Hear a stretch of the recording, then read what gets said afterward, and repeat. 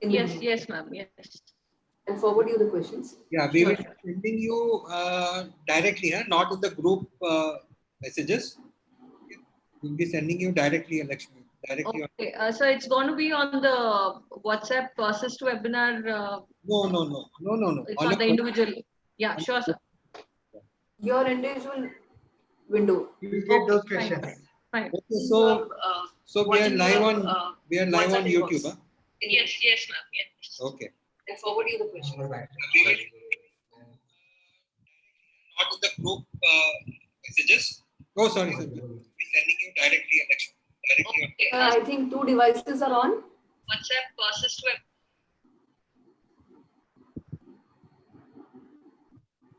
Yeah, it's fine now, I guess. I forgot to turn off the volume. My mistake. Happens. Okay, no problem. So meanwhile, when the people are joining, I would just like to go through a few slides. First of all, welcome everyone to this stream. This is the 34th webinar.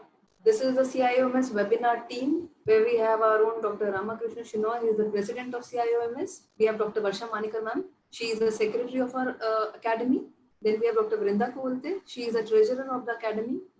We have Dr. Madhumati Dhawad. Right now, she is not with her due to some personal reasons, but she is a scientific convener. And myself, I am the webinar coordinator. Today, we'll be having a webinar on practical approach in management of odontogenic cyst by Dr. Janardan Garde, and it will be moderated by Dr. Lakshmi Shetty. The upcoming webinar, this is on 31st. Sorry, this is on 29th. 29th, there will be a webinar on reanimating in facial paralysis by Dr. Kannan Balraman. It will be moderated by Dr. Padmaraj Hegre. Then we have a webinar which is on 31st July on distraction option in craniofacial surgery, a very important topic which is not very well covered or people don't like to read about it. So you should attend this. This will be by Dr. Pramod Subhash, and please take a note of it that it won't be live telecasted on other platforms like the FB Live or YouTube. So please join us on Zoom. There won't be any recording available for this webinar because of patient privacy issues. When this is regarding the QR code for CIM's YouTube channel, please subscribe and don't forget to hit the bell icon so that whatever videos are being uploaded, you will get a notification regarding that. And please like and follow us on FB also, Facebook. So well, that's from my side. Thank you very much. I'll stop sharing my screen. Shinoy sir. Yes. I would like to. Yes, I'd like to introduce the CIMS team. Already, that's right. Varsha is the secretary. Varsha, can you just meet the people? Yeah. Good morning all. Welcome to the CIMS webinars. Thank you, Varsha. And today, Vrinda would be hosting the show. But before that, actually, if I can just take half a minute. Yesterday, there were 2 messages which, kind of encourage us so much. So I forgot to put it on the slide. This one was from Dr. Shruti Gunashekhar. She stood 3rd in Manipal University, 3rd all over, not 3rd in maxillofacial only, 3rd all over in Manipal University. And she credits part of her success. Of course, the bulk of it would go to her teacher and the head of the department, that is Abhay Kamath and Dr. Shrikant. But she has also sent a personal message on WhatsApp saying that, because basically these webinars that has made her, successful because of the webinar that we hold. And that is the reason why we held this actually, so that the interns, the postgraduates benefit.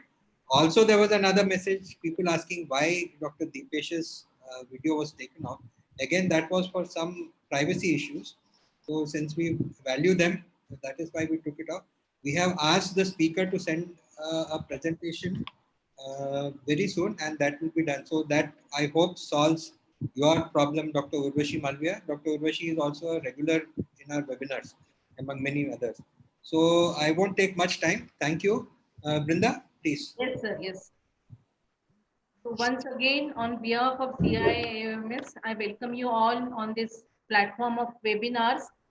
Today is our season 3, session 2 seminar of the webinar series, in which we conducted 33 webinars already, and this one is the 34th.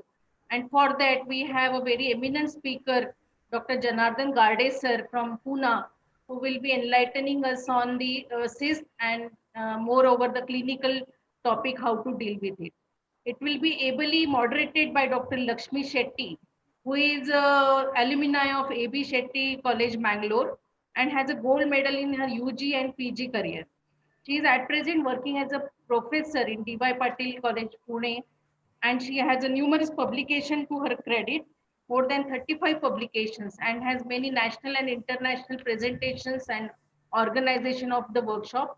Recently, she represented India in Japan for her research on stem cell. So I hand over the podium to Lakshmi for further proceedings. Lakshmi, ma'am, please. Thank you, Dr. Vrinda, ma'am. It's been an encouraging platform today.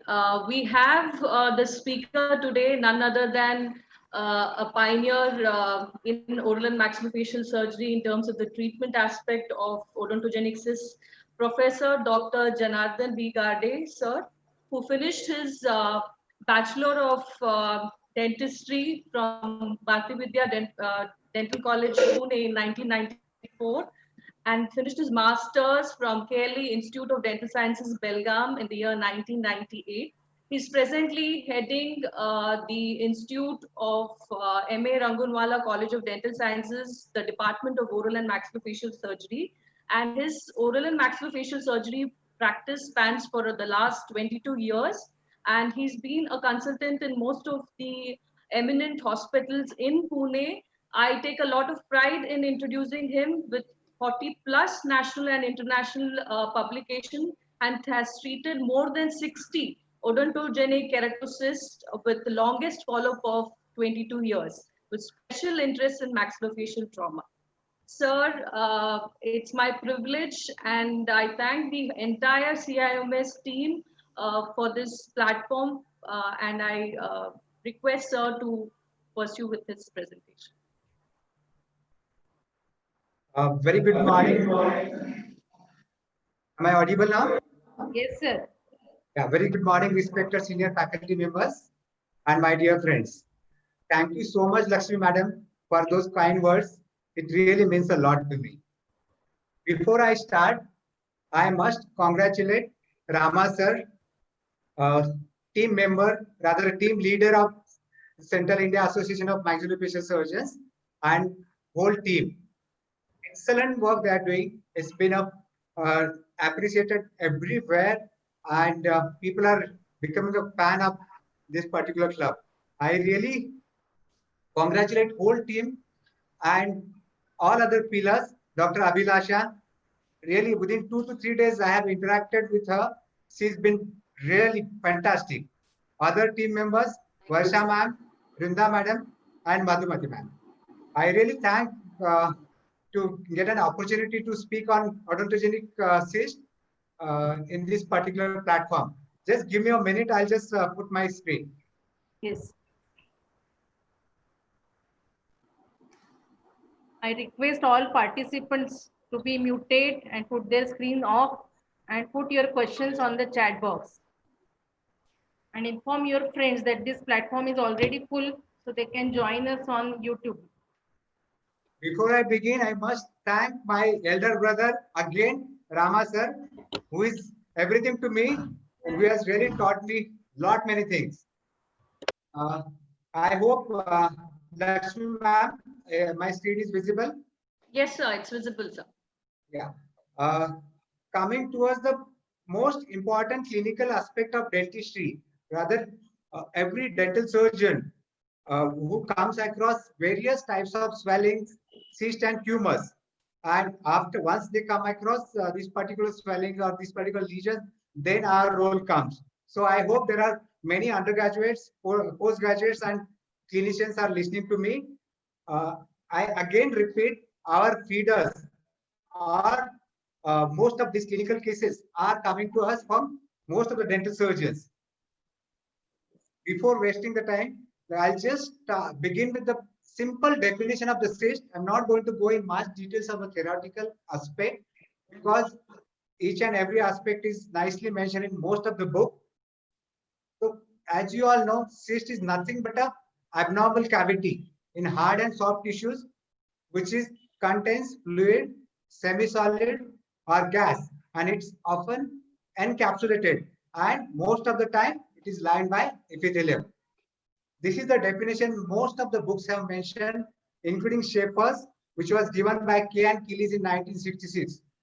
There are several modifications for the benefit of undergraduates and postgraduates.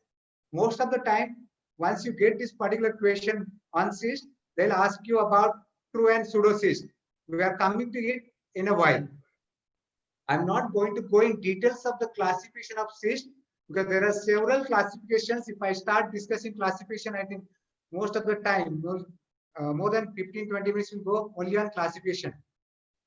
In spite of having WHO classification for cyst and tumors, most accepted classification for the cyst is till date is Shears, which is given by the Shears, as you all know. And this particular classification divides cyst into three parts: cyst of the maxilla and mandible, that's the upper and lower jaw; cyst of the maxillary sinus; and cyst of the soft tissues around the head, face, neck. I'm not going to go in details of reading each and every cyst. Today we are going to talk about odontogenic cysts, which are going to be like developmental and inflammatory. I'm going to cover both developmental and inflammatory odontogenic cysts. Before we go towards the cyst, what is the cyst? We have already talked about it. What do you mean by odontogenic? What do you mean by non-odontogenic? Name itself suggests odontogenic, meaning of the it originates from the tooth element, and it is only found in jaw bones. And most of the cysts are not aggressive. Very rarely they are aggressive. So I'm coming to the most important point.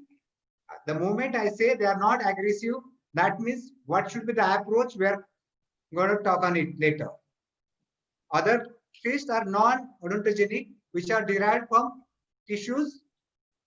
They are not derived from the dental tissues and may be found anywhere else in the body. But you don't get odontogenic cysts anywhere else in the body. Embryologically, just to fill your paper or just to know from where this odontogenic cyst comes, mainly they come from dental lamina, enamel organ, and epithelial root cells of Malassez. Now, for the postgraduate, in exam, they will ask you which cyst comes from the dental lamina. So, OKC, which comes from the dental lamina, and your apical and lateral periodontal cyst comes from the epithelial root cyst of arteries. As you all know, most frequently occurring odontogenic cyst of the jaw is going to be your radicular cyst. In this particular study, almost 55% of the cysts were radicular cysts. 18,297 cases are reported. Out of that, 55% are odontogenic radicular cysts, followed by dentigerous cyst and keratocyst, and remaining cysts are a very less quantity. As you all know, this particular OKC or keratocystic odontogenic tumor was previously classified as a odontogenic tumor. So I'm not going to go in details of OKC right now. We'll come to it in a while. Before I go into details of the clinical features, one should know how does the cyst forms. What are the parts of the cyst? Basically, it's nothing but a wall. Then we have a lumen and we have epithelial lining, which is very important part of the cyst, which will differentiate one cyst from the other cyst. We already spoke about true and pseudo cyst.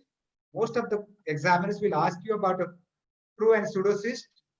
In simple word, true cyst is nothing but the cyst which is lined by epithelium. And as you all know, most of the odontogenic cysts are true cysts, like dentigerous cysts, radicular cysts, OKC. Then pseudo cysts, they are not lined by epithelium, though they are found in jaw, like solitary bone cyst and aneurysmal bone cyst. So just remember, there are true and pseudo cyst. Pathogenesis, again, we'll just quickly name the theories. There is the initiation of cyst and cyst formation, and enlargement of the cyst. Just to initiate the cyst, there are several theories. It is available in each and every book. I'm not going to go in details of discussing the theories of cyst because we are going to talk about mainly about clinical aspect. How does the cyst involve, or how does it keep on enlarging?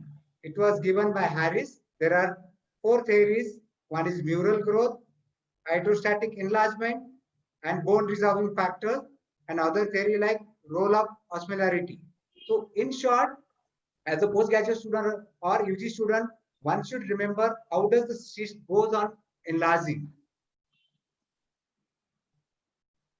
I'm not going to go in details of this mural growth theory and other theories like hydrostatic enlargement, bone resorbing factor. PGs can take a screenshot of it. Okay.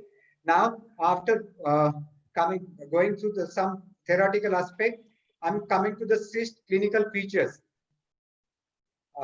As you all know, most of these cysts are asymptomatic, and most of these are found on accidental radiographic finding, except few radicular cysts wherein we have typical symptoms like swelling, first discharge, but patients are not coming to you with the cyst directly only for the management of the cyst. They are found on accidental radiography. Maybe you have taken a radiograph for some other purpose, maybe implant placement or endodontic purpose or orthodontic purpose. Suddenly you'll find some radiolucent lesion in the jaw. So what are the imaging technologies or what images you can take for the odontogenic cyst?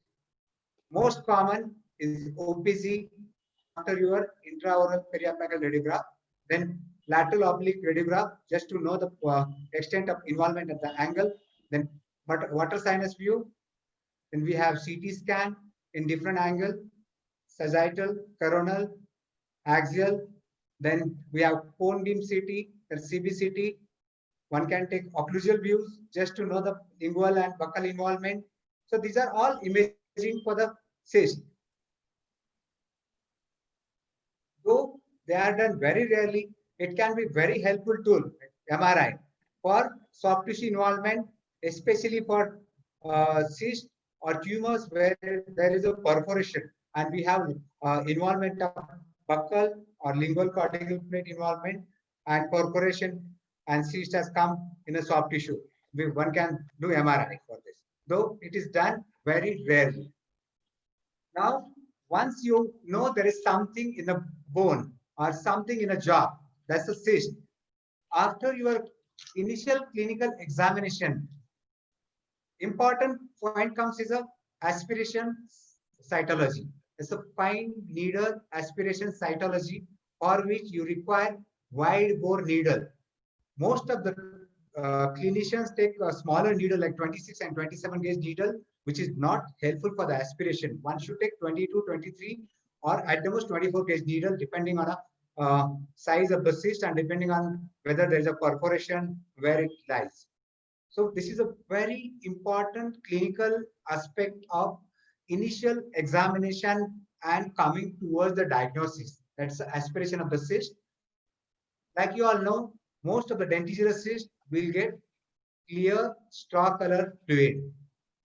Odontogenic keratocyst, we are going to have dirty, creamy white suspension. Both apical periodontal cyst and lateral periodontal cyst, we are going to have clear pale yellow straw color fluid and we are going to have cholesterol crystals. And in cases of infected cyst, you may have pus formation and clearly mixed with your cystic content. Mucocele and ranula, self-explanatory, you're going to get mucus in it. Gingival cyst, you're going to have a clear fluid. Bone cyst, you may get blood, you may not get anything, or you will have only empty cavity. Staphnase bone cyst, you're going to have air on aspiration. Dermoid cyst, thick sebaceous material, and fissural cyst, again mucus. This is just to initial differentiation of cyst. This is not a final diagnostic modality, aspiration, which will not tell you what exactly. which cyst it is, or whether it is a, it will just differentiate, maybe it is a tumor or a cyst, and it will give only some guidelines which cyst it can be. Now, coming to the aspiration, as I have shown here, radicular cyst, we are going to have a thick fluid over here. Denticular cyst, which is going to be clear fluid. OKC, one can see thick, creamy, cheesy material. Infected cyst, one can appreciate there's a pus formation over here. And as I told you, in some unoriginal bone cyst, we may get blood. So this is just to have a rough idea what it can be. Now, one more question many examiners tend to ask you, what is the role of protein content of the cyst? Now, this will just give you a rough idea or only some guidelines about the cyst, which cyst it is.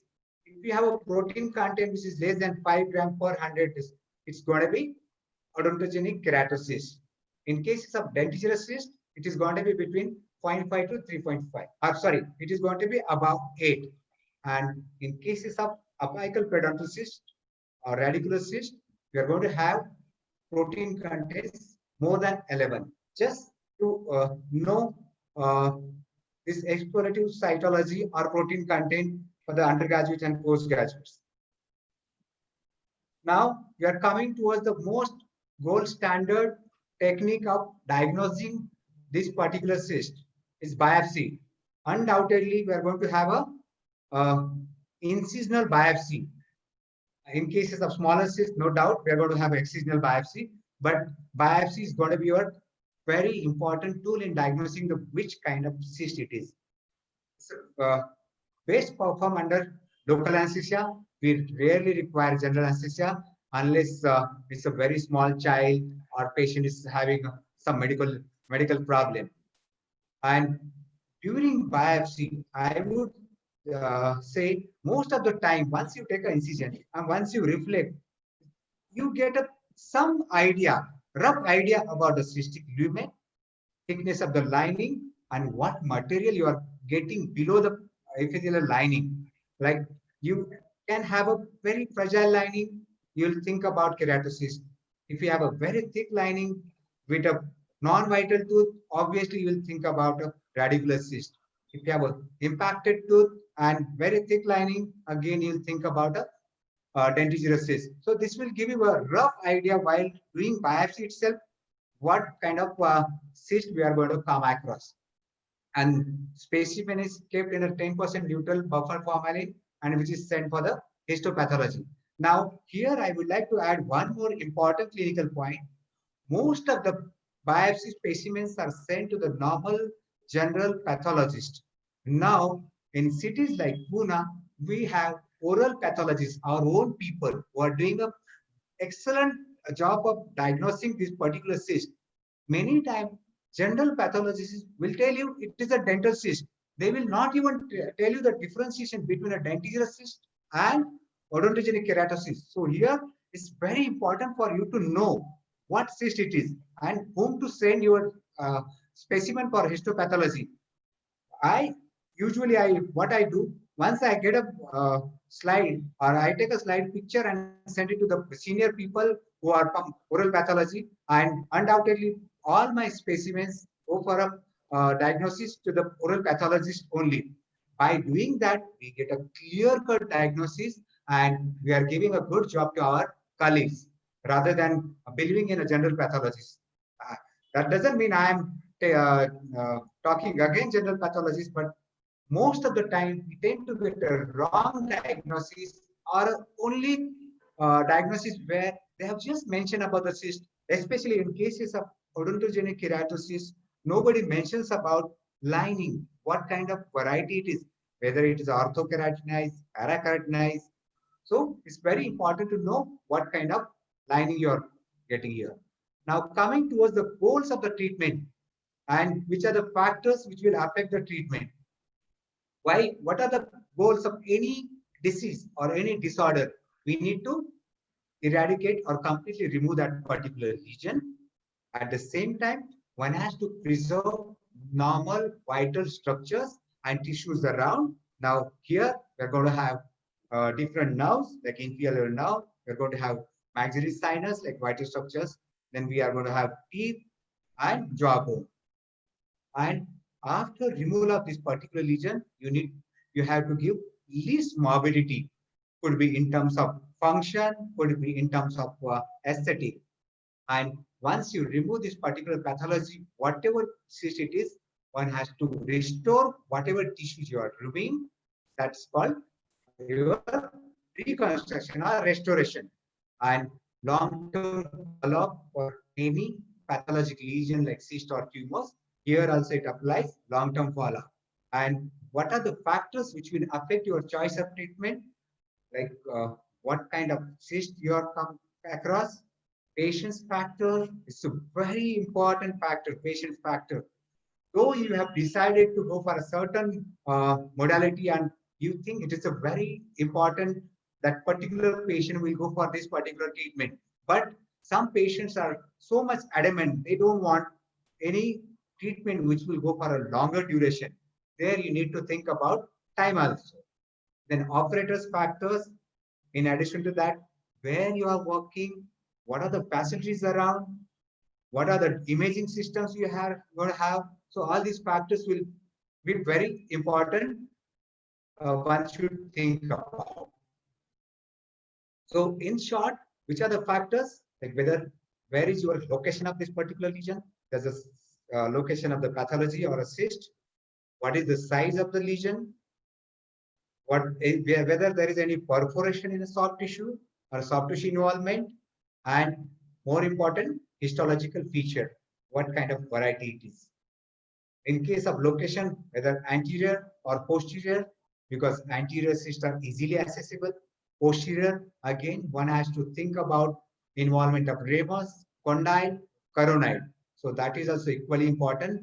Size, small cyst, one can think about excising them in the initial stage. Larger cyst, one has to think about vital structures around. So these are the factors one should consider before coming to the treatment part. So in short, various treatment modalities available for any cyst. I'm not talking about any particular cyst or any right now. Could be just simple marsupialization, which we'll talk in a while. Then complete removal, that's enucleation, and aggressive treatment like resection of the involved part. Could be mandible or maxilla. It could be marginal resection or it could be segmental resection. In case of marsupialization, we have initial decompression, or maybe you can have a direct marsupialization and open packing. And in case of enucleation, we can have a complete removal of the cyst in a initial stage itself. We are going to talk about these treatment modalities in a while. So it's nothing like what we do in marsupialization. Like whatever lesion we are going to have, whether it is in maxilla, mandible, or anywhere in an oral cavity, we are making it into small pouch. Thereby, it's a method where we are going to relieve pressure within the cyst and thereby allowing there is a peripheral deposition of bone. So we are just converting the cyst into pouch and we are allowing deposition of bone around. And in this case, we are going to have a very good clinical result, but unfortunately, it takes a longer time. If it is a maxillary sinus involvement, we open that particular cyst into the oral cavity. If it is a mandible, again in the oral cavity. So depending on a lesion. Undoubtedly, it's a very simple procedure, which doesn't require any sophisticated instruments, or we don't require even a general anesthesia. It can be done as a chair-side procedure, and as it says, it preserves most important vital structures like nerves and your maxillary sinus. And as I said, it can be performed under local anesthesia.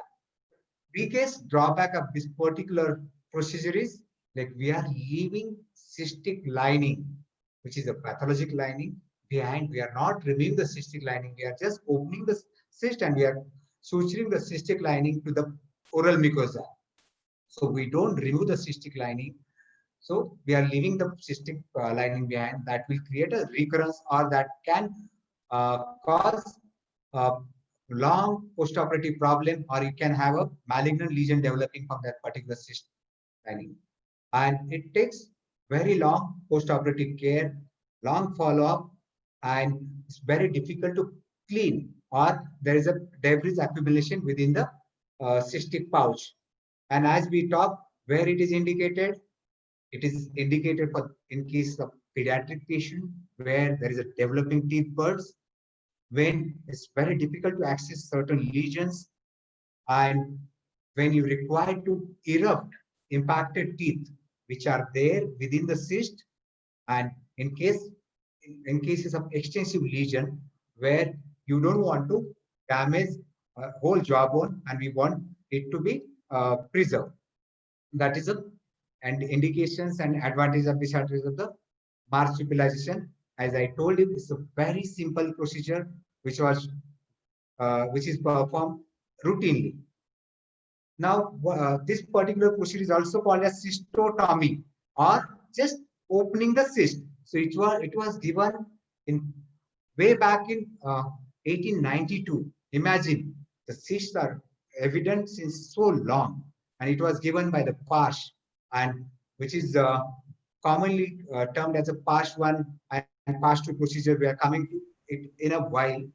So once you open the cystic cavity and where we convert it into the pouch, we don't want it to get infected. So we want it to be packed with some important antimicrobial ointment or some gauze soaked in whitehead's varnish.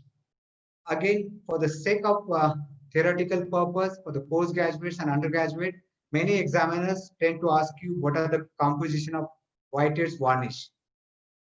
They are in front of you. One can take a good, a screenshot of it. So initially, we pack this cavity with the help of whitehead varnish or antibacterial ointment. It could be betadine ointment also. And once you take this pack out, then we think about constructing stent or obturator, and we take an impression of this particular cystic pouch or a cystic cavity, and then we construct acrylic obturator or acrylic stent, and which is placed over there. And we ask patient to keep it clean. We ask them to come for the repeated follow-up, and it is kept clean. Now I'm coming towards another modality where direct enucleation of the cyst is done. What do you mean by enucleation? Now, in cases of marsupialization or a PASH 1 technique, we just open the cystic lining and we suture it to the surrounding mucosa. In cases of enucleation, we are not leaving any cystic lining behind. In this case, we are removing entire cyst in toto. Am I audible, Lakshmi ma'am? Yes, sir, you're audible, sir. Audible, sir. Yes, good. So in this particular procedure, which is also called as a PASH 2 procedure, where we remove the entire cyst, but one can easily see what are the drawbacks here. Before the drawbacks, I'll tell you what are the advantages. We are going to close it primarily. You are going to have a fantastic rapid healing, less post-operative care, and entire pathologic lining of the cyst can be sent for the examination. So in initial stage, you come to know what is the exact composition of that particular cyst, or what is the histopathological variant of that cyst. So that's enucleation. But biggest drawback, you tend to damage adjacent vital structures. One can see in this particular picture, there is a cyst which is managed with the help of enucleation. Some teeth are removed, and one can see the defect where there is thin lower border. So I'm coming to advantage of marsupialization again here. If this cyst could have been marsupialized, or if somebody would have done a first stage and reduced the size, we could have saved the jawbone, and we could have thought of secondary teeth placement. Now, in some cases where we do the enucleation after marsupialization, I'm coming to one of the most widely accepted treatment modality. And though it's a conservative, at the same time, it doesn't leave anything behind. No doubt it's a time consuming. Like it's a marsupialization. Once you do the marsupialization, then you go for a enucleation. This particular technique is named after Waldron's method. And it is given almost 80 years back, 1941, where what we do in this particular technique, we just de-roof. We remove the roof of the cystic content, or we open the cyst, thereby decrease the osmotic pressure within the cystic lesion. And once we decrease the osmotic pressure within the cystic lesion, and there is a less osteoclastic activity and less bone resorption or less bone destruction, thereby good bone deposition around the cystic borders. And once this particular cyst becomes smaller, later stage one can go for a enucleation. So in short, this particular technique is called enucleation after marsupialization or Waldron's technique. Advantages: it preserves your vital structures. Cystic lining becomes thicker in a second stage, which is very easy to enucleate once you get a thick cystic lining. And as I told you in the beginning only, entire cystic lining becomes available for the histopathological examination. What are the drawbacks? You require secondary surgery for this particular procedure, and the total cyst is not removed in an initial stage. Again, drawback of marsupialization here. Now, I'm not discussing the other modalities here. Once you go ahead, I'll talk about other modalities because they are mainly used for OKC and larger cysts. Now, coming to the most important cyst and the most controversial topic of the maxillofacial cyst is odontogenic keratocyst. Like now we have a lot of confusion about corona, various ways of spread. And as you all know, World Health Organization is confused about its spread. And every day we are getting different guidelines. Same applies over here also. Way back in 1971, WHO said it is odontogenic cyst. In 92, again they said it's the odontogenic keratocyst. Suddenly in 2005, they said it's a KCOT. They placed this particular entity in the tumor, odontogenic tumors. Again, in recent classification in 2017, they went back and said it's a odontogenic keratocyst. There are several other authors who have classified this cyst like a primordial cyst, and other names are there. Just for the postgraduates, they should refer good articles and see. I'm not going to go in details of other names of this particular cyst. How do you come to the diagnosis?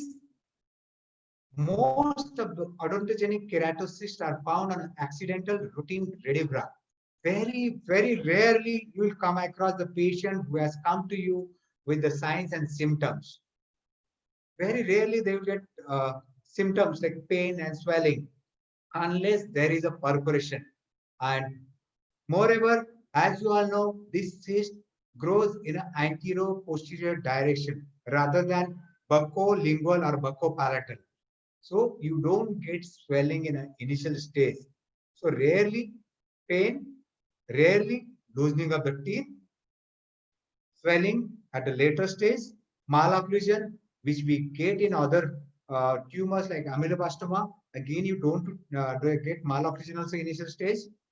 And if it is a very extensive lesion, then and then only you will get a pathologic fracture. And that too, if patient come across any trauma or if there is any involvement of the lower border, very thin lower border.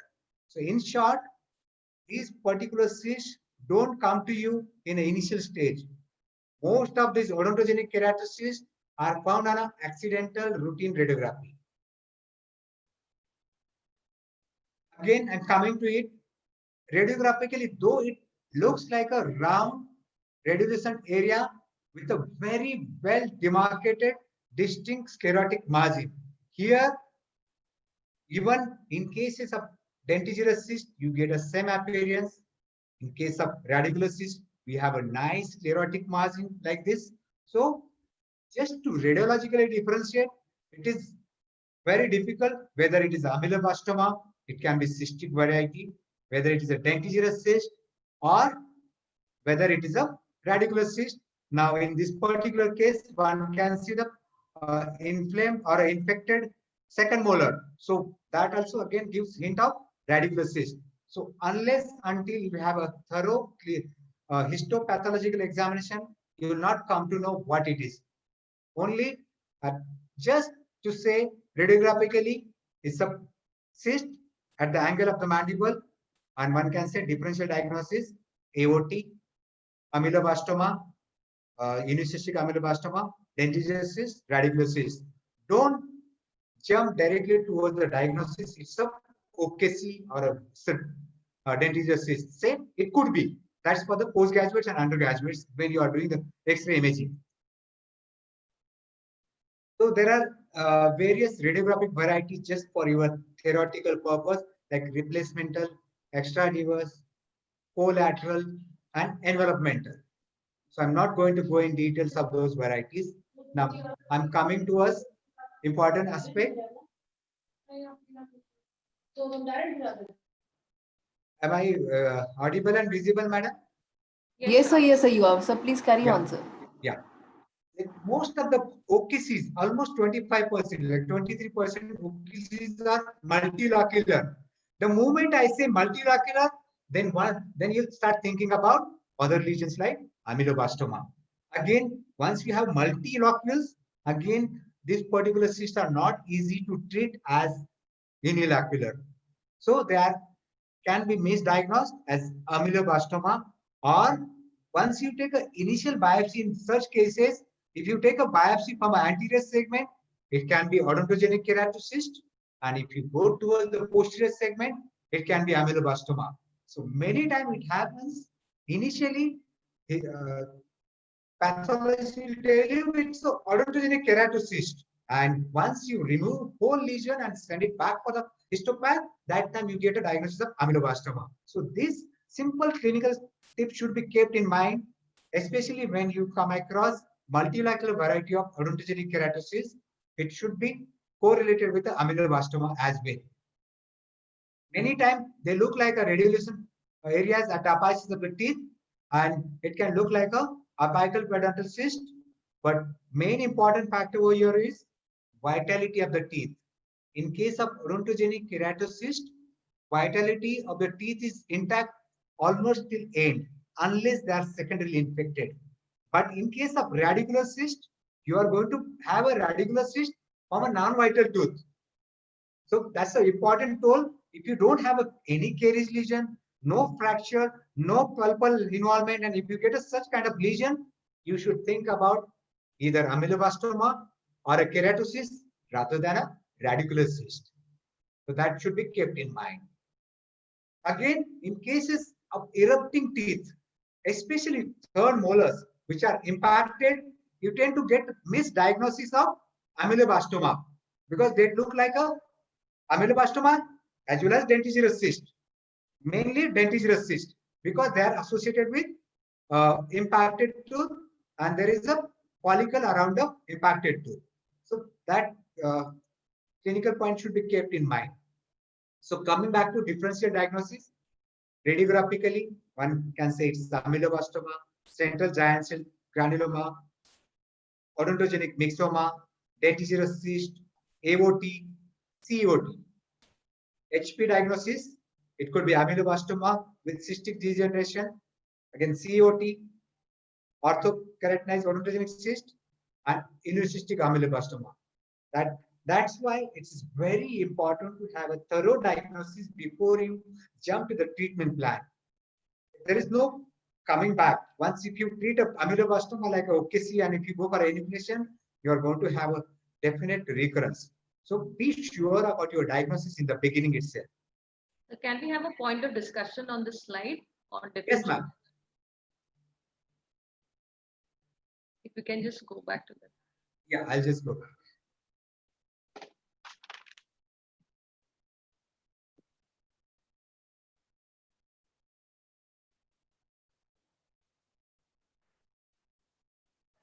Yeah. I think it's beautifully explained Yes, with this ma'am. particular slide that the radiographic diagnosis in terms of so dentigerous cyst, and then probably if the dentigerous cyst is there associated. I think, sir, the main thing that clinically that we notice generally is that when the extension of the follicle is from the crevice of the tooth, it Yeah. is mostly favoring towards the dentigerous cyst. And when it is involving the apex of the tooth and Right. like the rule of 2/3 in adenomatoid odontogenic tumor. So you can basically differentiate from a tumor to a dentigerous cyst with the location of the specimen. I mean, the kind of presentation of the epithelium extension from the root tip, or is it from the clavicular area? Is that Excellent. Yes, and ma'am. adding the central giant cell granuloma, I think again the evaluation between the presentation, most of these central giant cell granuloma are seen mostly in the anterior part of the mandible, and Yes, that is ma'am. the first clinical assessment that we do with the help of the clinical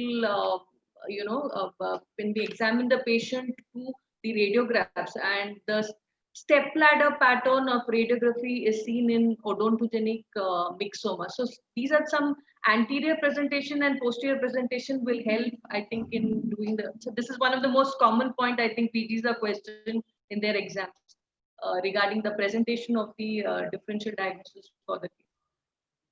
Excellent elaboration, ma'am. Very good point. Very good point. Apart from this, like one more point, most of the keratocysts which are associated with impacted third molars are orthokeratinoid variety.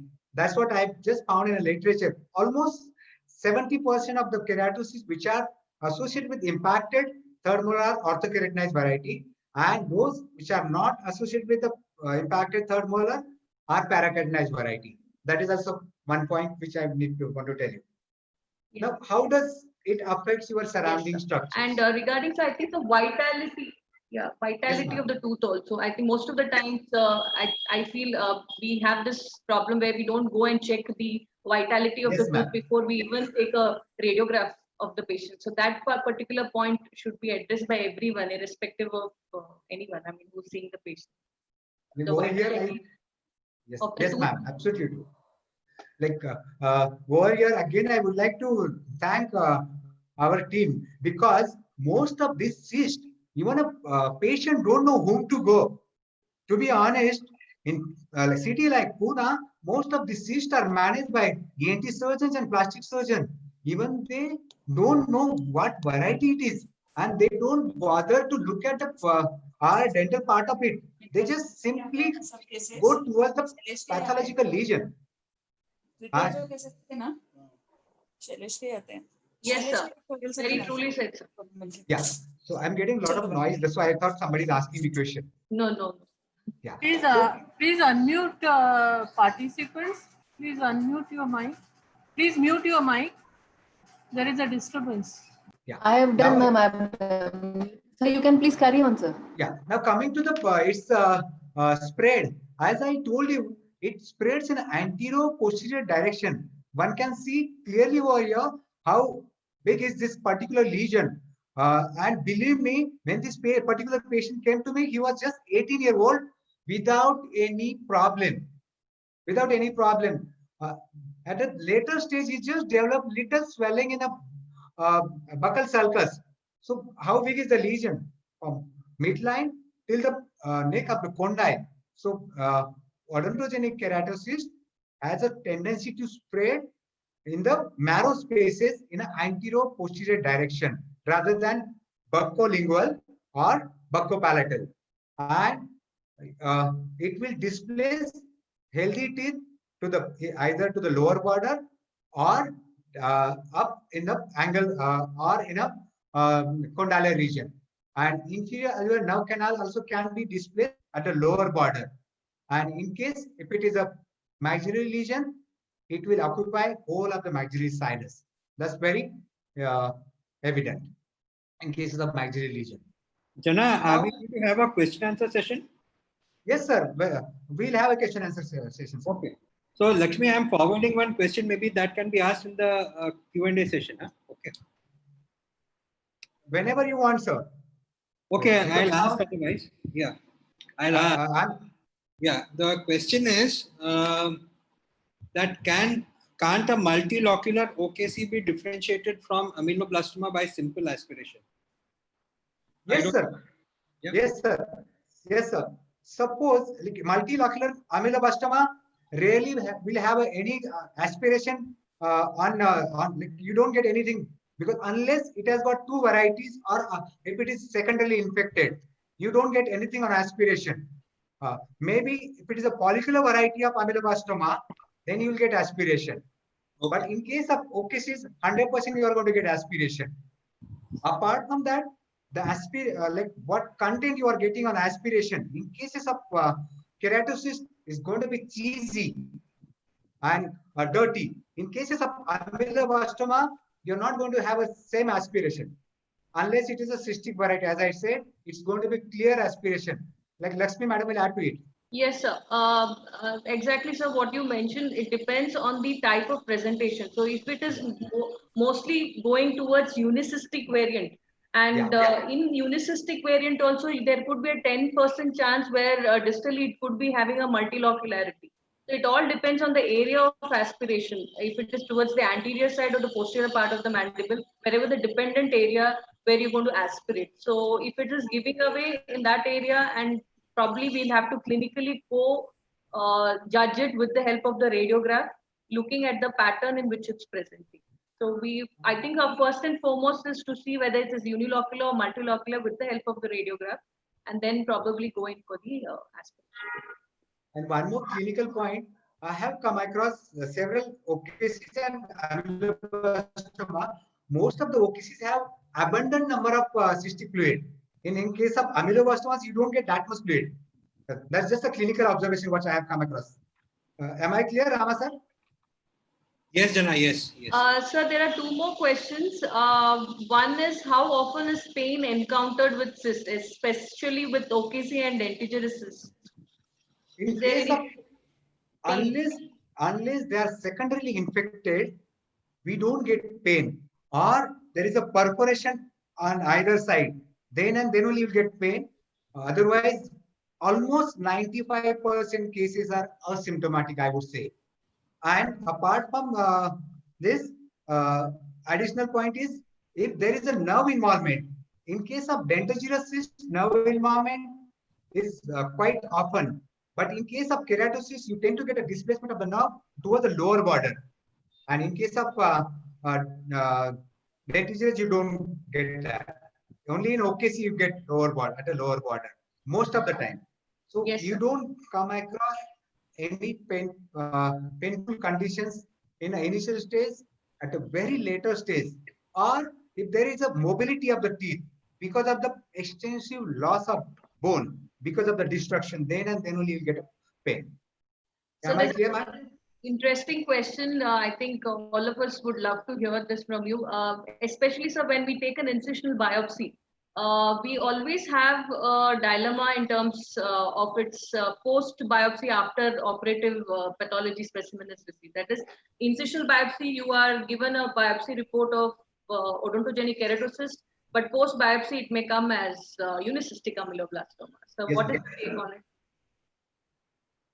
Suppose if it comes as a unicystic ameloblastoma, foremost important, like we have to have a very good thorough discussion with the patient, or what I tell patient, this particular area, this particular lesion is most likely to be odontogenic keratocyst. But at the same time, you may get a diagnosis of ameloblastoma. I tell patient in the beginning only, and line of treatment is going to be very accordingly, because I take a written informed consent and I inform them whatever lesion we are going to get, treatment line is going to be slightly vary. So that has to be told to the patient in the beginning to prevent further complication and further problems. Correct, sir. Sir, and I think so we can also address this one point that I think when we take the patient intraoperatively also, sometimes what we see clinically and radiographically, it can give us a challenge on the operative table when you see the extent of the lesion involving the tissues. So maybe Yes. we may have to take a call then, and then once you see the histopath specimen, the awakening comes sometimes on the operative table also. So Yes, ma'am. have Yes, this ma'am. experience. It's a very valid point. It's a very valid point. So that's the reason, like this OKCs and amelobastomas, they're not that destructive. They're not that aggressive as that of your malignancy. So rather than jumping towards the clinical modality of a treatment, one should give time to yourself also. You should give time to patient as also. And when you are operating these particular lesions, so that's the reason I'm coming towards the approach which is a more clinical oriented rather than a theoretical oriented. Since it is a aggressive lesion, then you can think about resecting it without wasting the time. But these lesions very rarely undergo malignant transformation. If you and the spread is not that fast. So initial time should be given, enough time should be given for yourself as well as to the patient. Yes, sir. So there's one last question before we continue the session. That how do we take the follow-ups of marsupialization? Like how do we maintain marsupialization? What's your next? First 10 days are very important. As I told you, you have to give some important pack, whatever cavity you have created. It could be whitehead varnish or it could be your betadine pack. And especially you should call the patient on the second day of surgery just to see whether there's any bleeding because you have left it open. And then change the pack and put some another pack and keep the oral hygiene, good oral hygiene. So after first 10 days, then once there is a good granulation around, one can take a impression with the help of simple alginate and construct a stent, prosthetic stent or obturator and give it to the patient and ask patient to keep good oral hygiene with the help of your mouthwashes, betadine goggles, and ask the patient to come back after 7 days initially, see whether your stent or obturator is fitting properly. And then later on, you keep on reducing the size of the stent or obturator, which is made up from the acrylic, and you will find nice bone deposition, good soft tissues, and you'll get a good saucer, and you keep on reducing the size of the obturator. That's how one can go ahead. Yes, so patient compliance is the most important. Patient compliance is very important. You have to tell the patient you are not going to become a morbid or you're getting a lot of advantages initially only. And one should inform them this is a time consuming procedure, but it's a gold standard. You are going to preserve your very important vital structures and one can have a very good reconstruction amongst that bone which we are going to form over there. Yes, sir. So the two important part is the lower border of the mandible and the inferior alveolar nerve bundle. So we both are concerned about these two things. I think future you're going to mention in your... yes, ma'am. And in addition to that, even in grade 3 mobile teeth also, if you do the marsupialization, I have cases wherein even grade 3 mobile teeth have become firm and we have a very good deposition of the bone around the roots and periodontal, percussion. One can save the teeth also, and one can save future money which they are going to spend on implant or prosthesis. Yes. So I'll talk about it in a while. Yes. Just to highlight histopathology, everybody knows about it. It's 6 to 8 cell thick, uniform stratified scammers. There are two varieties, orthokeratinized and parakeratinized. Will not go in details. This has something to do with the recurrence. What does it recurrence? Many researchers have said because of the satellite cyst, there is a possibility we might leave a cystic lining behind or very small cyst behind, and that will cause recurrence. That's how I'm coming to the treatment part after some time. And it's very difficult to remove that particular cystic lining in an initial stage completely because of the fragile nature of the lining. And one can have a development of the cyst within the cyst somewhere at the adjacent of the same lesion. So cyst within the cyst, that is daughter cyst or a satellite cyst. So these are the few factors which are making this particular cyst as a very important controversial aspect of management. That these are postulated recurrence theories. One can go in details of, there are several articles available.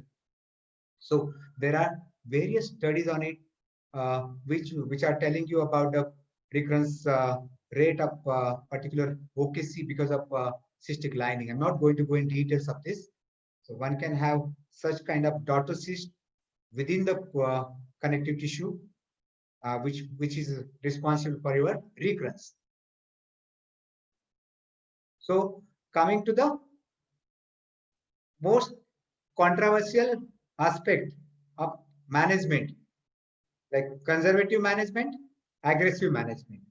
Many of us will, now many youngsters, especially just past postgraduates, they will always think about a fascinating surgery, wherein, okay, I can see the lesion, I can resect it nicely, I can put a pre-tubular graft, I can think about grafting. They will only think about the fascinating surgery, but they will not think about the conservative management of this particular lesions. Over here, I would like to mention two people, my guide, Dr. A.P. Chitre sir, and senior most surgeon, our mentors of everybody, Dabir sir. I have seen these people working. Fortunately, Chitre sir was my guide, and I have come across several cysts. He has operated only with conservative management. That doesn't mean I am advocating only conservative management here. But aggressive treatment can be kept for aggressive lesions, or it can be thought in some other situations. So what are the conservative means? Simple enucleation, marsupialization, enucleation with peripheral osteotomy, chemical curettage, cryotherapy, and aggressive is going to be resection followed by reconstruction. So we have already talked about enucleation and marsupialization and enucleation. So I'm not going to talk on marsupialization and enucleation here. I'm coming towards the keratocyst management in detail. What I do and what are various literatures are saying. What does the literature, this Journal of Oral and Maxillofacial Surgery says, if you do only marsupialization, there's a chance of recurrence almost 40%. If you do enucleation with peripheral osteotomy, around 18%. And if you do resection, 0%. And enucleation with Carnage solution application, around 15%. So you need to see what are the theories, what are the several methods have been given in a literature, and what method you are going to use for this. So irrespective of treatment modality, what you are going to use, your goal should be to remove cystic lining completely, eliminate the potential for recurrence, minimize the surgical morbidity, and preserve vital structures. Now, we have already talked about enucleation and marsupialization. In addition to enucleation and marsupialization, there is one important factor over here, is chemical fixation. I talked about daughter cyst and satellite cyst. I'm coming to it in a while. But what do you mean by chemical fixation? It's nothing but the periphery of the cystic cavity is treated with the help of some chemical that's called Carnage solution, which is thought to be used in a freshly made manner, and which prevents recurrence by fixing the surrounding tissues. So we are coming to its contents, which is evident or which is available since 1933. It acts as a fixative agent. It has got penetration of almost 2 millimeter within 5 minutes. So that will prevent your lining, which is left behind, can be treated, and daughter cyst also can be taken care. Within the 5 minutes, you can have a 2 millimeter of bone depth penetration also. Its contents are glacial acetic acid, chloroform, absolute alcohol, ferric chloride. Nowadays, we are getting modified Carnage solution. This is the bifurcation students are going to get, in which chloroform is vomited. And they are not taking the chloroform because it is termed as a carcinogenic agent. So these are several theories which are showing recurrence rate after whichever treatment modality you are using. In case of Carnage solution, there is a recurrence rate is around 11%. Now deficit is around 30%. And post-operative infection rate was around 2%. And fracture around 1%. But mind you, whatever now paresthesia you get from the Carnage solution is reversible. I have come across several cases where you get initially a paresthesia, later on patient is absolutely fine within 1 year to 1.5 months. Lakshmi ma'am, you want to add something over here? Yes, sir. I would like to add, I think for the benefit of the postgraduates, there are two beautiful articles in Journal of Oral and Maxillofacial Surgery, one by Paul J. Stollinga and another one by Anthony Pogrel, both describing, one is describing about the Carnoy solution, which sir has already in depth mentioned in the slide. And the second one is about the Stollinger procedure itself, where the surrounding tissue is also considered in terms of the excision of the lesion. So we have one question here, which is quite relevant. If in case inferior alveolar nerve is involved, what are the precautions that we should take in case we know that the inferior alveolar nerve would be coming within the specimen? If it is a odontogenic keratocyst, one can separate while enucleation and one can leave the inferior nerve behind and one can preserve it while applying Carnage solution. By leaving inferior nerve behind, you don't get the recurrence over there. In fact, I have one slide which will come after 8 to 10 slides wherein I have clearly dissected inferior nerve from the lesion, and that particular patient is under follow-up since last 15 years. So nerve preservation will not cause recurrence. I have seen many people say, if nerve is involved, take it out with the help of lesion. But here I will not advocate nerve removal over here. And sir, if like management, among the management of OKC, like we've mentioned about the various methods, you've enlisted most of the methods, sir. Is there any criteria to decide between the age of the patient, say pediatric patient and an adult patient? Should we go for conservative or aggressive treatment? What is your take on it? My says almost every case, almost 95% cases, if patient has got time and you are sure that particular lesion is not converting into malignancy, I always advocate conservative management. Always conservative management. If that particular lesion is malignant, you come to know within 3 to 4 months of your initial conservative management itself. That's why it is very important to keep these patients under observation and a strict follow-up in first 3 to 4 months. If that particular lesion has converted into malignancy, you will not have a good bone deposition around. So there are several slides which will tell you about this particular point in a while now. Okay. So any experience in terms of patient reporting with pathological fracture? Suppose they have a large cyst and they've already reported with a pathological fracture. I had only one case of pathological fracture, wherein what I did, I simply put the arch bar and I had put that patient on a elastic just to reduce the mobility at the fracture site, and I had just opened the cyst into the oral cavity. I just opened the cyst into the oral cavity to allow cystic content to come out, and believe me, within 6 weeks, I had a good union of fracture. There was a good deposition of bone, but you need to give a fixation over there. But you cannot put the bone plates and screws over there. So you have to give immobility by giving arch bar and elastic, or one can think about any other way of IMF. Okay, sir. Sure. So you can continue. I'll not speak much about theoretical part of this cryosurgery and all, because we will miss some clinical aspect. The use of enucleation and liquid nitrogen cryotherapy in the management of OKC is one of the way. I'm not going to go in details of this. Again, I'll skip this slide. This particular slide also I'll skip because we are lagging behind time. Rama sir, can I take another around 30 minutes? 20 minutes? Yeah, 20 is fine. Okay, so then accordingly, I'll skip some slides. So for the benefit of postgraduate, they should know Corlin-Bosch syndrome, wherein you have several impacted teeth with multiple ocases and all other features. You all know about it. We have come across, I have come across this syndrome at least in 3 to 4 cases.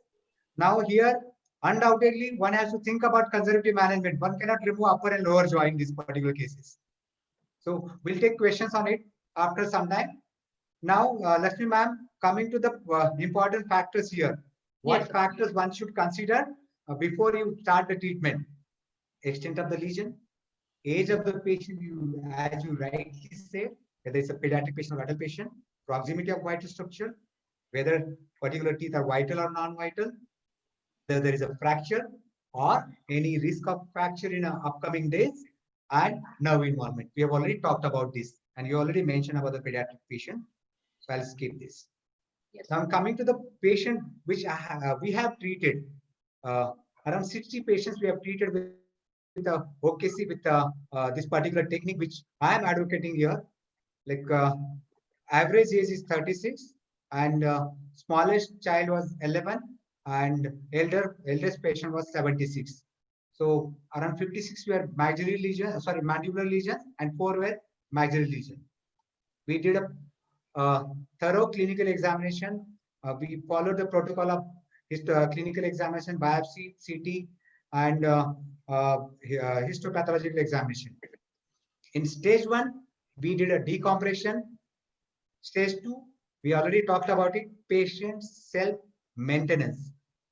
In third stage, enucleation with peripheral osteotomy and carnal solution application, and then functional dental rehabilitation. All this procedure took around 9 months to 1 year. Decompression, patient self-maintenance, and third stage after 9 to 10 months, that is enucleation with peripheral osteotomy and carnal solution application. I'll just quickly talk about this. This particular case is already there in British journal as a BMJ case, which I'm going to show you. Use of decompression tubes in the management of excessively large odontogenic keratocyst, which we have done it, and we have been following it since last more than 11 years. So initially we take OPG after 7 days, then 1 month, and 3 months. After 3 months, once your mobility is gone down, one can think about endodontic treatment in selected cases, not in all cases. Then followed by enucleation of the cyst, peripheral osteotomy, and chemical cauterization. So there's a small video which will tell you about the decompression. So for the benefit of postgraduate, I have shown you a very small case over here. Let the lesion be anywhere in the jaw, anterior, posterior, or wherever it is. One can do the decompression. For that, you require either 1 or 2 stents. In our study, we are using a simple needle cap as a stent, and this needle cap is fixed with the help of 24 gauge wire to the adjacent teeth. In most of the cases, we remove one tooth and which is most mobile. After the removal of the tooth, we put the stent over there and another stent in a buccal vestibule. And we keep on irrigating this particular cavity with the help of normal saline and betadine, initially for 7 to 10 days. And then we teach patient how to keep this particular area clean, how they can do the irrigation. One can give the patient syringe and needle, and we can teach the patient for irrigation. And over a period of time, within 1 month, 2 months, 3 months, one can see easily there is a good bone deposition. This will exclude your malignant transformation also, and one can really appreciate the bone deposition around the cystic lesion which we are decompressing. And keep on taking the post-op radiographs, and once you get a good bone deposition, remove that particular stent. It takes roughly around 7 to 10 months, depending on size of the lesion. This is just for the sake of showing you how decompression is done. One can do the decompression in the angle, ramus, anterior, posterior, and then later on, one can even put the implant in this particular bone. So this is just to tell you about decompression. One can use syringe needle cover as a stent. One can use catheter or for the stent. So we are look at the lesion now. Only one case I'm show you in a detail, which is involving from one side angle to the other side angle with a very, very thin lower part of the mandible. Now, why I have given a practical approach to management of cyst in this particular webinar. Now, looking at this lesion, theoretically, one can resect this jaw from one side angle to other side angle. One can give a nice prefibula graft and put implant. You can earn well, but think about the morbidity, what you are going to give to the patient. Now, in this particular case, we had a lot of teeth were mobile. So what we did, we removed one tooth from the left quadrant and we had put up decompression tubes. These are the decompression tubes which are put over there, and one can appreciate the irrigation of betadine and saline, which we have put from, we are putting it from one side and which is coming from other side. So one such bigger lesions, one should have two decompression tubes. So you need to irrigate it from either side, and liquid will come out from both the sides. One can cover these ports with the help of acrylic stain just to prevent food particles getting stagnated. And see the wonderful bone formation within 9 to 10 months. And once you get once the reduction in mobility, you can think about doing an endodontic treatment for this particular teeth. Imagine we have saved teeth, we have saved inferior now, we have saved quite a bit of bone over here. This is within 9 months. It's worth waiting. And I'm sure it is not a malignant variety. So by doing this, there are various theories what they are showing. Within 6 months, we have a good bone density from 22 to 64% and reduction in size of the cyst from 80% to 90%. So that's how various studies are showing. Within 6 months, we can have so much of reduction in size. And in second stage, it's very easy to enucleate this particular cyst. Now, I will not stop here. I'll enucleate this particular cyst. I'll do the peripheral osteotomy with the help of vulcanite burr to remove around 0.5 millimeter of the bone around the cystic cavity. And then I'll treat this particular cavity with the help of carnage solution. So, I've done a marsupialization, done enucleation, peripheral osteotomy, and carnage solution application. So, combination of all conservative modalities. Believe me, I must have treated, I have a case series of 60. There are only 2 recurrences in this particular series. One can see wonderful post-operative radiograph even after 10 years. After these 10 years, you can ask patient to take OPG only once in a year. And you should take a proper record and call the patient for the repeated follow-up. Now, I'll just quickly go through various sites you can decompression. Here I'm showing you the mandible where cystic variety of ameloblastoma is also treated with the same technique. Then small lesions, which I have already shown you. And remember, this doesn't require even a general anesthesia. We can do it on an OPD basis. Larger lesions, particular stent, one can appreciate over here. Stent is fixed with the help of 24 gauge wire and ask patient to keep the oral hygiene. And there's a secondary procedure where you have done a cyst enucleation and carnage solution application. Big lesion with impacted teeth. Again, the same technique. It is treated with the help of same technique. So I'm skipping these slides. It's in a body region. Pre and post-operative. One can see good bone formation here. In this particular case, patient was not willing to save teeth.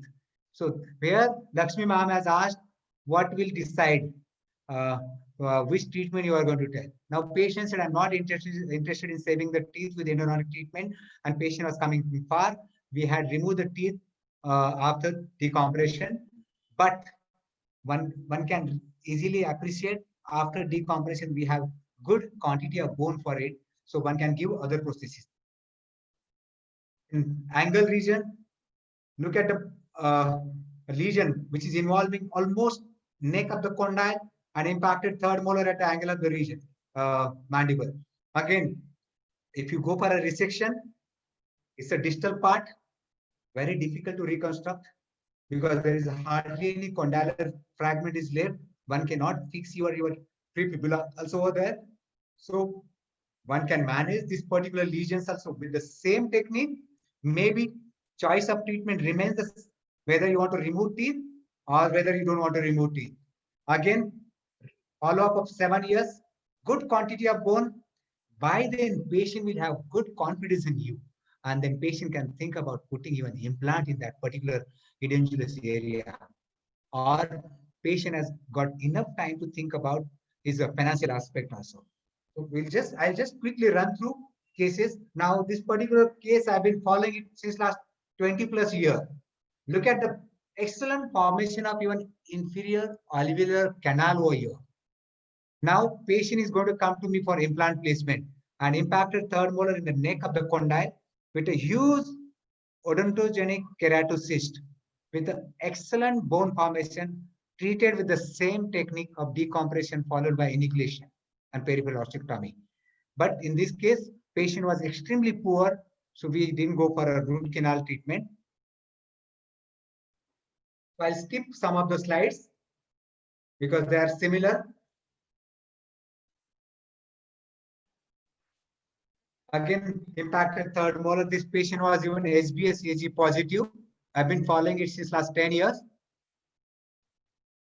We have already talked about this case. If I don't do the decompression, what happens here?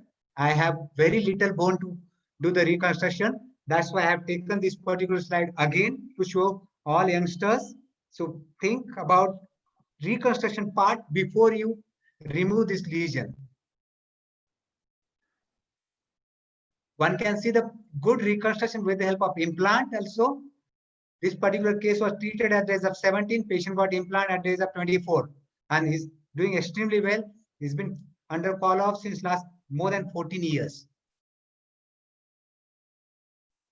Smaller lesions, I'm skipping this pediatric group because of the lack of time. And I'm coming to the Lakshmi Ma'am's question here. One can appreciate inferior alveolar nerve which is spared here and which is preserved. And now, believe me, this patient is under me, my observation since last 14 years and is extremely doing well without paresthesia. And we have done endodontic treatment also. And this particular patient, when I treated him initially, he was 62. Now he's 77.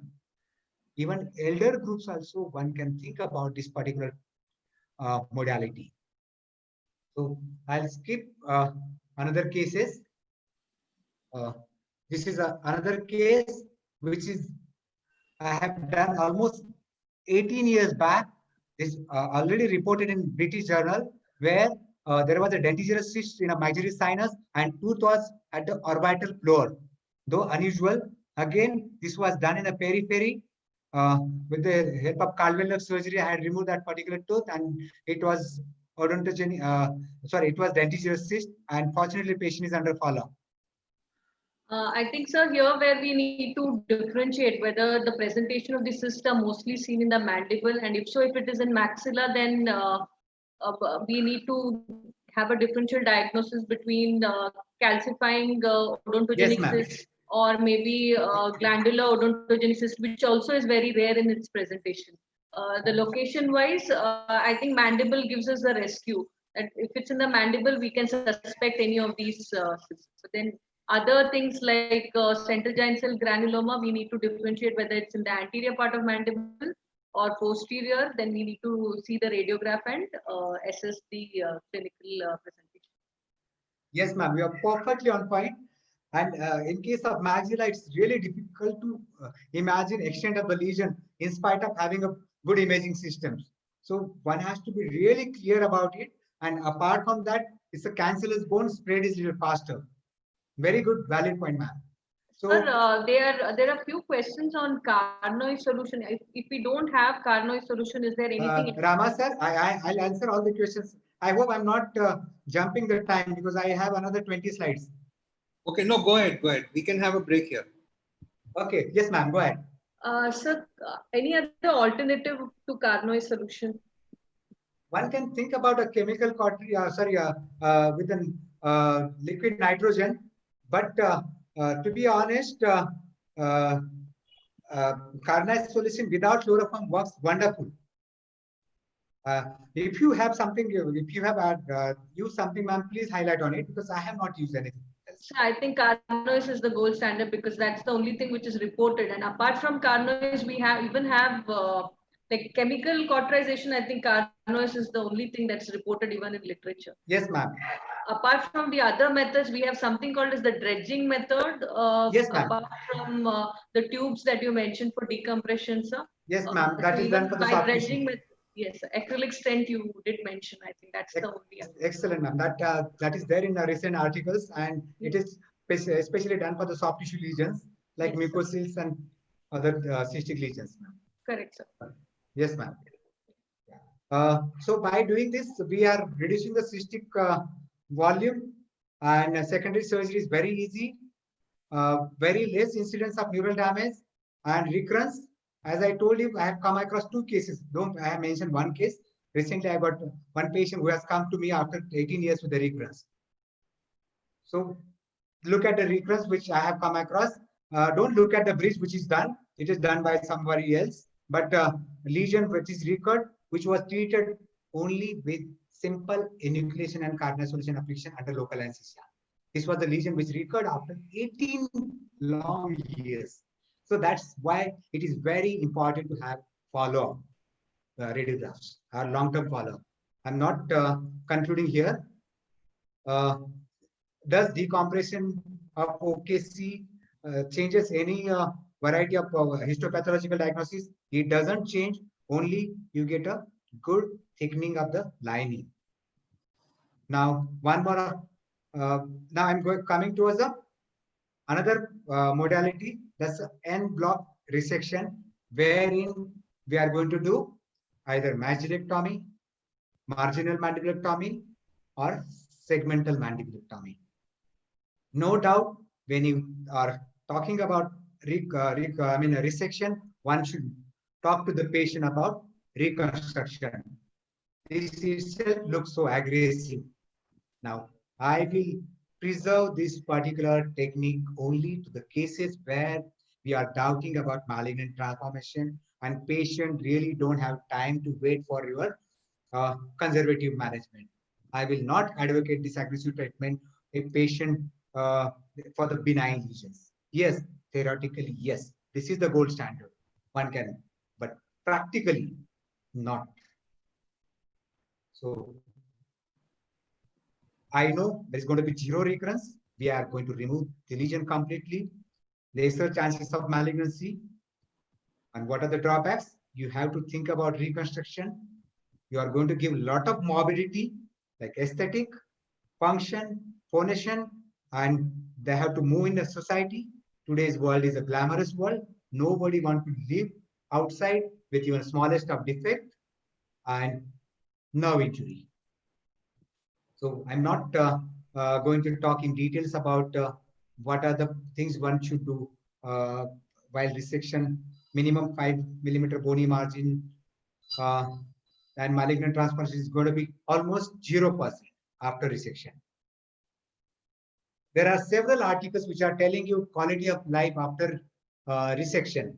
Out of this particular article is telling you about psychological disturbances, and then about negative impact, about various functional problems.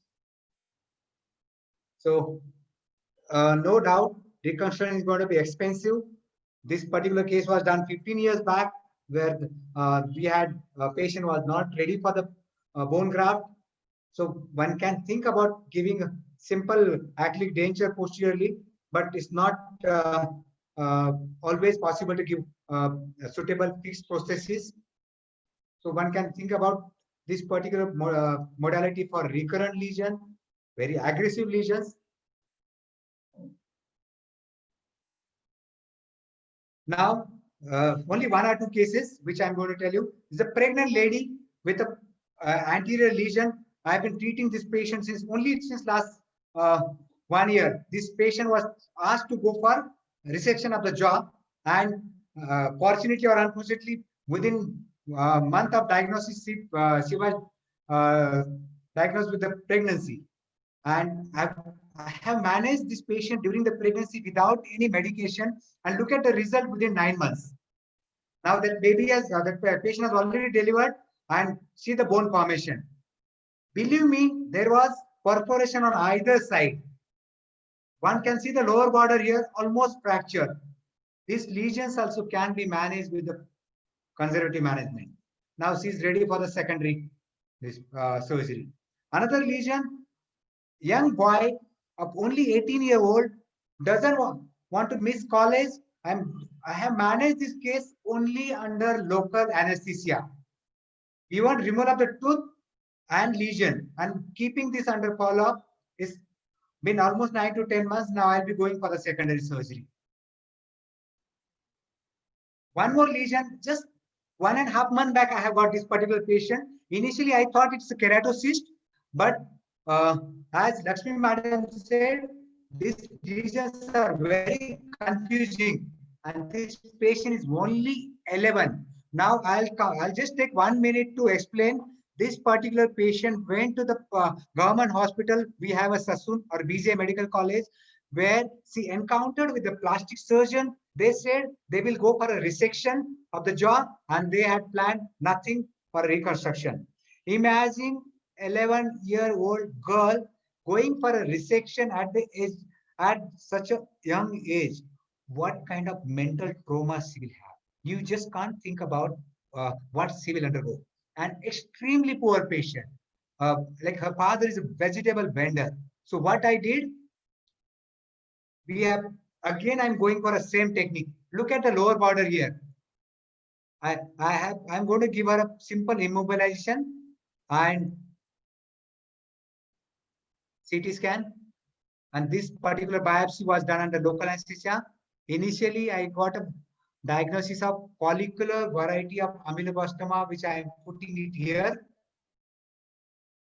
This is a follicular variety of ameloblastoma. Lakshmi Madam will talk on this. And one can say cystic follicular variety of ameloblastoma. Then I did a removal of third molar and decompression. During decompression, I took out more lining, and to my surprise, they gave me diagnosis of plexiform variety of ameloblastoma. In spite of that, I'm still going ahead with a conservative treatment. I'll definitely show you excellent result after 10 months. Now I have kept this patient under observation every 7 weeks. He's coming for irrigation and debridement. Let's see, hope she will not go for a recurrence. So same dilemma here. Young girl, lesion from angle to angle, same treatment. So one can do this particular modality for younger patient as well as for elder patient. If you have good time. Again, a decompression tubes. Excellent result in 10 months. So why this particular technique? By relieving the pressure, one can have a smaller cystic cavity, and one can achieve decrease in lesion size. This is evident with this particular slide. By doing this, minimum morbidity, one can have excellent reconstruction at later stage. What are the drawbacks? We have to have longer follow-up, and we have to go for multiple surgical procedures and biopsies just to keep it under observation. So other cyst I'm just keeping because I think we are jumping on time because treatment modality is going to be more or less same. Rama sir, am I right? Yes, sir. Yes, sir. Please carry on, sir. Yeah, carry on. Yeah. Now dentigerous cyst, I'll go ahead with treatment part here. Look at the cyst. Again, this particular patient, without diagnosing it, one of the renowned plastic surgeon had advised her to go for resection without coming to the diagnosis. I'm coming to the Lakshmi Madam's point here again, because initially they don't give you a clear diagnosis. How important it is to go for a biopsy.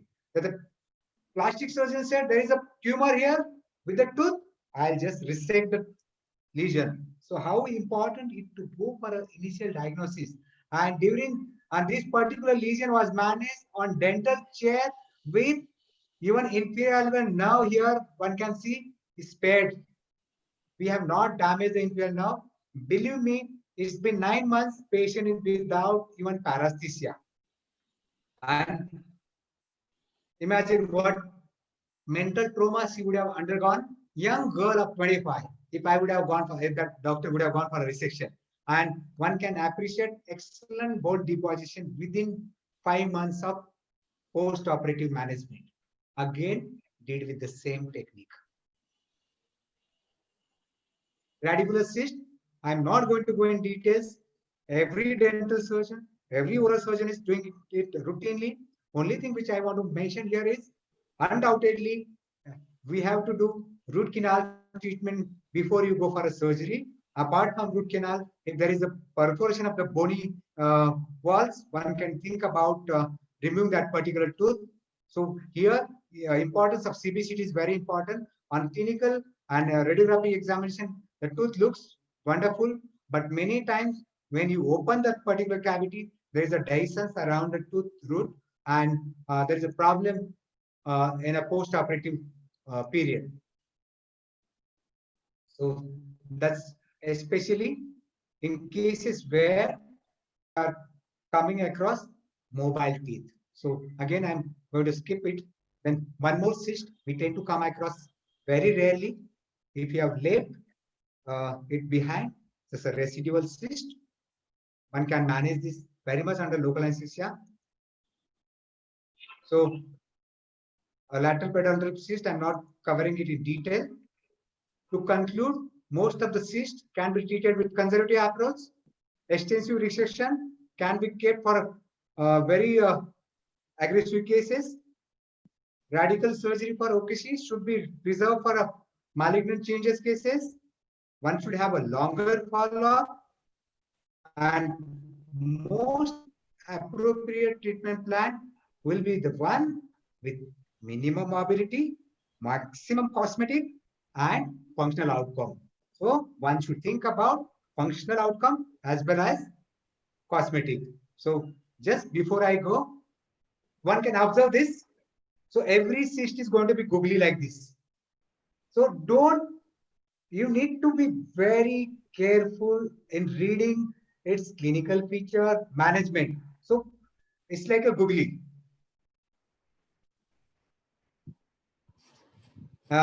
With this, I'm thanking my elder brother, Rama sir, Abhilasha madam, Lakshmi madam, and all other members from the CI Central India Association of Oral and Maxillofacial Surgeons.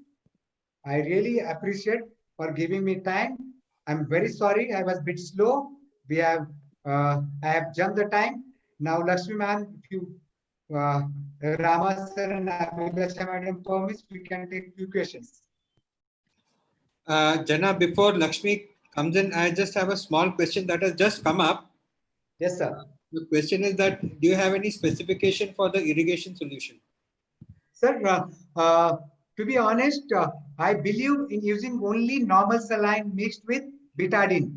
I do it around 60-40 this thing. And in later stage, only the patient is doing, you can easily give patient betadine bottle and normal saline, they can do it at their place. I haven't used anything else apart from normal saline and betadine. Or in initial stage, one can think about putting your doxycycline capsule powder. Okay. I have used that also to prevent local infection in irrigation solution. Okay. If Lakshmi ma'am wants to add something. Sir, basically, I think most of the time we face this difficulty of maintaining their oral hygiene also. That is one of your take for putting the local antibiotic therapy, sir.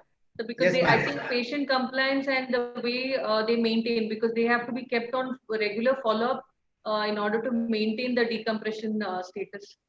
Yes, ma'am. Initial period of 1.5 month is very important. After 1.5 months, chances of infections are drastically reduced because initially you get a nice granulation tissue within 1.5 months, cystic cavity reduction and cystic new cyst formation, cystic fluid formation goes down almost by 90%. So that is the time one should tell the patient is very crucial. Even in larger cases, you may have to call the patients every day also, maybe alternate day and later stage twice or thrice in a week. Yes. Sir, if I can come in, just wanted to ask something.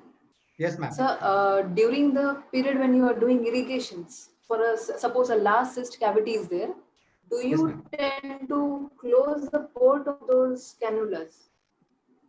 Ma'am, what I do, I put a simple gauze in a port, roller gauze, so which will prevent food particles to go in. Or in some cases where I have removed the tooth and the port is at an alveolar level, in such cases, I do prepare an acrylic stain and which fits right on up your acrylic stain that prevents any food particles or any debris getting into cystic cavity. And for the irrigation, I use 10 to 20 cc syringe and 18 to 20 gauge needle, so I can do it forcefully. Right, sir. Thank you so much, sir. One more question related to that was, for how many days do you keep the gauze pack? If ever you are keeping a gauze pack inside the cavity, for how many days do you keep it? Most of the cases, it requires almost for 3 months. And later on also, if patient is not maintaining good oral hygiene, you have to keep it closed because they are eating just simple, very small gauze. See to that, you have to inform patient that gauze has to be snugly fitting. Otherwise, they may swallow it. But if it is within the stent, it doesn't come out. To be honest, I have not come across any case where patient has swallowed the gauze. Great, sir, great. Sir, any other experience wherein suppose a cyst cavity was small and instead of putting a cannula there for irrigation, you have placed a gauze packed with iodine, iodoform gauze, or maybe a betadine soap gauze. So that gauze, I think the students want to know that gauze, how many days do you keep it? Ideally, I ask patient to change it every day. What I do, I give them a articulate gauze packet to the patient itself. So around 10 packets, small packets. I ask them to use it in the house only so that they don't have to come all the way. And betadine and saline, I tell them how to maintain it. And for the children, I tell parents to do it. It's worth waiting for it. Believe me, it's worth waiting for it. Sir, Lakshmi, there's yes, sir. Yes, sir. Yes, ma'am. Any advantage of decompression over marsupialization? What's your take on that? Yes, ma'am. Marsupialization, what we are doing, we are directly opening and putting the lining to the adjacent area. And we are allowing it to form a saucer. You are getting a saucer over there. We are not getting a platform. Yes. In case of decompression, you get a nice crystal platform. Even a crystal bone can be preserved, and around the root and within the percussion of adjacent teeth, you get a good bony deposition when you go for a decompression. So that's what I have observed in most of the clinical cases. Yes, sir. Sir, and what would you advise? Like, what if in case say after operative, like after we say enucleate the cyst and following all the precautions of conservative management, and post-op histopath report comes favoring ameloblastoma. So should we decide depending on the histopathology report, like it could be intraluminal, luminal, or mural? So Depending on that, should our treatment modality change, sir, from conservative to aggressive? Definitely, when that stage, I give patient two options. Now, I tell them the malignant transformation of percentage of ameloblastoma and whether we'll go ahead with the treatment plan which we have decided in the initially, or you want to go ahead with the resection and part of it. So we have to explain it to the patient at that particular time. Take, return, inform, consent, or whatever modification you are doing in your treatment plan. And I always tell them this is likely to happen. This is a very valid and excellent point to be informed to the patient in the initial stages. Jana, I have Yes, a sir. question. Do you remember of having used acryflavin? Sorry, sir. Acryflavin. Yes, sir. During my PG days, I had heard about it. I'm not used it. But why did it fall out of favor? You know, even I was wondering when I was watching your decompression thing. I mean, and marsupialization. We used to use acryflavin left, right, and center when we were in PG. But somehow it has fallen out of use. Maybe is it because of contact dermatitis that is the issue? Or Yes, sir. Yeah. Many people tend to develop allergic reaction. During my PG days in Belgium, we used to use that.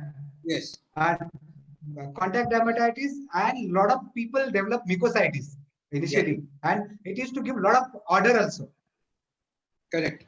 Yes, sir. I had a similar case. You know what you were discussing about that young girl. Yes, sir. This girl presented to me at the age of 13. I have doubt about her real age actually, because the parents were unable to document it properly. And females don't tell their right age, no? Yeah. So then ultimately what I did was I did the decompression thing. And Yes, what sir. I could see in a time span of 36 months, the tooth which was at the inferior border, the third molar, which was at the inferior border, Yes, sir. migrated within the oral cavity. Of course, it was impacted. It was mesangularly impacted. But Wow. and that was about 6 months back. She was due for follow-up somewhere in the month of May, but I think lockdown has caused a problem. But I'm assuming that she's okay because otherwise her father would have called up. So it's a very good treatment modality if you use it properly. That's how, sir. That's what you can make really wonders with the even impacted teeth can come up. I have done it with the canines, impacted premolars, incisors. It works wonderful. Yes. Excellent. But we've been following it since long. Even third molar which has come to the its place, very rare, very rare. It's a very good case, sir. So you're getting a lot of compliments, Jana, on YouTube as well as on both these. Yeah. Oh, thank you so much. It's all because of your teams. And I'm very your happy team. that we have a near full house on both Zoom and of course YouTube is unlimited. Yes, but sir. Zoom we were full house for a very long time. Any Oh, more? Thanks to you, sir. Thanks to you. And I'm extremely sorry I couldn't cover other cysts because of initial theoretical parts, sir. No, that is much needed actually. Lakshmi, are there more questions? Sir, only one question where how do we prevent the inferior alveolar nerve damage when we apply Carnoy solutions? Yeah, we have to have a nice roller gauze, which is kept around on the nerve while applying Carnoy solution. In spite of that, you tend to get damage, as I told you, but put very thick roller gauze, and maybe you don't put the solution for 5 minutes. Another way, I had used it in one case. I had covered whole nerve with the help of bone wax. Only now I had covered with the bone wax, and once after curettage with the Carnoy solution, I had removed that bone wax. That was the only case. One in one case I had done that. So we used to use Vaseline. We used to cover the nerve with the help of Vaseline soaked gauze. Yes. Yes, ma'am. So yes, excellent, ma'am. I'll do that now. Very good idea. Excellent. So thank you so much. You have actually practically given a very practical approach to what we on ground can do regarding odontogenic cysts and how to handle it with your vast experience, sir. And on behalf of everyone around here who's watching the program, we heartful thanks to Dr. Garde sir for the presentation. And thanks to the whole entire CIMS team, heading from Ramakrishna Sharai sir, Brinda ma'am, Varsha ma'am, Abhilasha ma'am, for the excellent coordination for today. Thank you so much. Thank you so much, Lakshmi ma'am.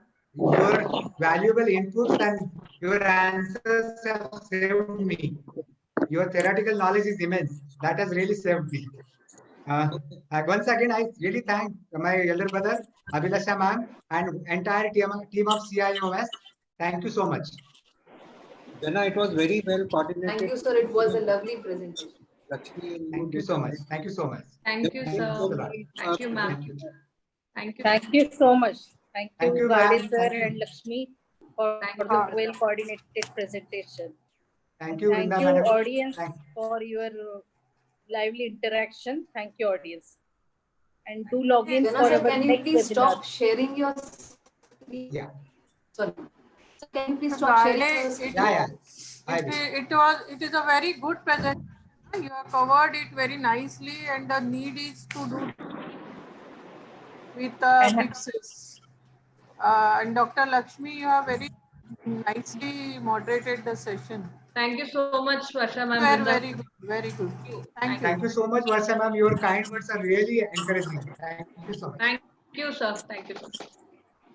So now this was the 34th webinar, second in our season 3. Yes. This is our webinar committee, a webinar team, Dr. Rama sir, Varsha ma'am, Brinda ma'am, Madhumati ma'am and myself. And thank you very much, sir, for the wonderful presentation we had today. I'm sure the students must have been benefited with it. Wonderful, lovely presentation as well as wonderful cases you have shown, sir. And hats off to your record keeping, sir. That was amazing. Yes, I think that's the most important take-home message for today. That past experience of about 22 years has been seen live by everyone around the world. I hope my wife is listening to this webinar for the record keeping. I'm not sure about your wife, but And thank you. listening to you. But Thank she you, Lakshmi, makes for me being with do all us. these things. She's really meticulous about all these things. Keep record, keep record. She's always behind me. Really good. I must thank her. Very nice, sir. Very nice. Thank you, ma'am. Thank you so much for keeping Thank all the you. records for sir. Thank you, sir. And Thank Lakshmi, you. thank you so much for Thank you, moderating the Abhilasha. session so well and for generating so much of discussion here. Thank you, Now, ma'am. for the upcoming, this is about the upcoming webinars. This is on the 29th of the July. Again, it will be on at 11 a.m. It will be on reanimating in facial paralysis. This will be by Dr. Kannan Balraman. Then we have one more on 31st July, again at 11 a.m. This will be by Dr. Pramod Subhash, distraction option in craniofacial surgeries. But please make a note, this webinar won't be live telecasted on other platforms like FB Live or YouTube. You won't be able to see it. So if you want to attend, please do log in on the Zoom platform. This is regarding the QR code for the CIMS YouTube channel. Please subscribe and don't forget to hit the bell icon so that whatever notifications, you can get the notifications of whatever videos are being uploaded. And please don't forget to like and follow us on Facebook also. That's all from my side. Thank you once again, Dr. Janasa and Lakshmi. Thank you. Thank you. Thank you so much. Thank you. The best thing about Jana is that he's not only a fantastic surgeon, he's a genuine, wonderful human being. तो भगवान बहुत कम लोगों को ऐसा बनाती है. So sweet of you. So sweet of you. Thank you. You are my Krishna, sir. So this is just what I was talking about. Message from Dr. Shruti Gunashekhar. Wow. Yeah. So this is something about. This is not about us, but this is about the quality of speakers that we have actually. So thank you so much. And there is one more actually. This was from Dr. Urvashi Malviya on Facebook, and she wanted to see the video, but unfortunately, because of some privacy issues, we had to stop. And what I want to underline is that this is something that the students are most interested in. So we will definitely see that you get to have the presentation again, minus the photographs, right? And thank you, Jana. Thank you, sir. Thank you, sir. Thank you. Should I leave the meet? Huh? No, sir, Should I wait. leave? No, sir, not now. Oh. So, and thank you, Lakshmi. Thank you, sir. Thank you Thank so you so much. much, sir. Thank you. We'll definitely get Looking a at the you. mobile. certificate for this. Thank you so much, sir. Everybody, our viewers, speakers, moderators, and of course the CIMS team. It's available on YouTube, and